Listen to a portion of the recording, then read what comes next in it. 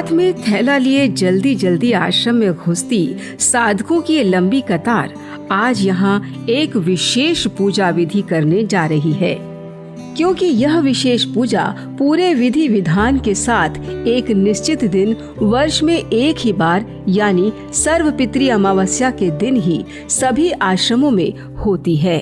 25 सितंबर के दिन बापूजी के सुसंदेश के अनुसार सभी आश्रमों में पूर्ण विधि के अनुसार एक बड़ी संख्या में साधकों ने अपने अपने पितरों के लिए तर्पण किया था। ये तर्पण विधि साधारण नहीं होती। इसके लिए कुछ खास सामग्रियों की और एक विद्वान ब्राह्मण के निर्देशों की जरूरत होती है, जो घर पर स्वयं करना बड़ा खर्चीला और असंभव सा लगता है। हमारे पूज्य बापूजी कहते हैं, श्राद्ध कर्म पूरी श्रद्धा से और पूरे विधि विधान से करना चाहिए।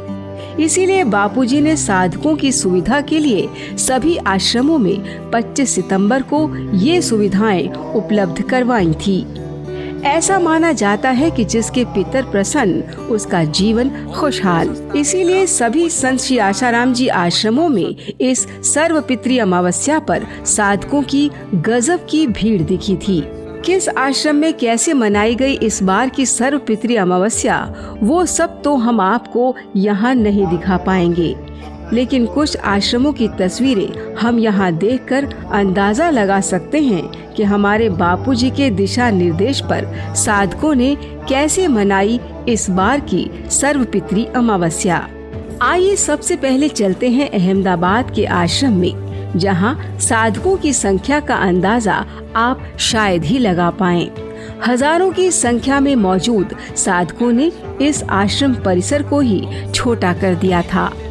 सुबह से आश्रमवासी भाइयों ने श्राद्ध कर्म में प्रयोग होने वाली सामग्रियां बांटनी शुरू कर दी थी, क्योंकि सारी सामग्रियां जैसे आम के पत्ते, पीपल के पत्ते, तुलसी के पत्ते, सुपारी, अबीर, रोली, गुलाल, जौ, काले तिल, चावल, गुड़, शहद, गाय का दूध, घी, गंगा जल, जौ और चावल के आटे के बने पिंड, कुशा, फल फूल, जनेऊ, कलावा आदि, इन सब की व्यवस्था कर पाना हर एक साधक के लिए आसान नहीं था।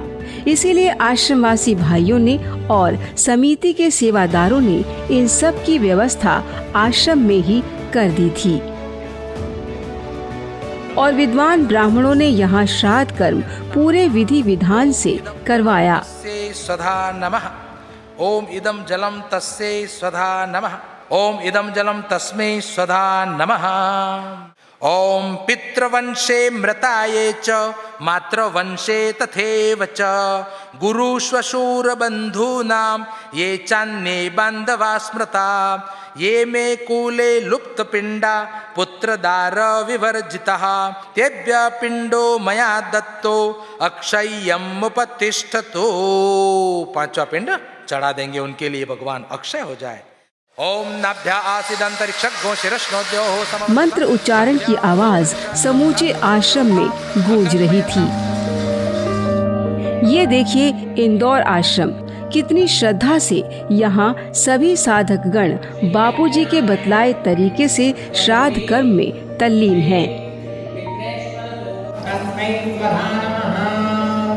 और अब चलते हैं दिल्ली के करोल बाग में, जहाँ साधकों की भीड़ इतनी कि पैर रखने को जगह नहीं बची। इसीलिए यहाँ 2 शिफ्टों में श्राद्ध कर्म करवाया गया।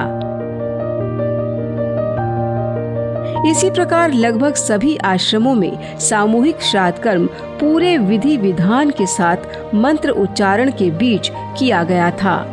कुछ तस्वीरें हम यहाँ साझा कर रहे हैं।